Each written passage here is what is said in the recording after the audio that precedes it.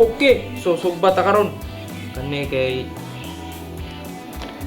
isdang tasik gi-marinate namo sa ahos o asin o pepper. So ni guwap lami ni nasudan. Init na kayo. Suduan ta mo saon. Tusok na mo steak para dili mabungkag. Apay ahos. Okay. Kani other side kay pork belly. Marinate og asin, salt and pepper gyapon nagdaogan.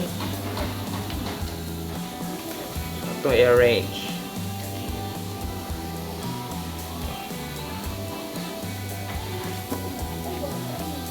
Okay. So every 1 minute atong balihon hantod muluto siya. Okay kayo.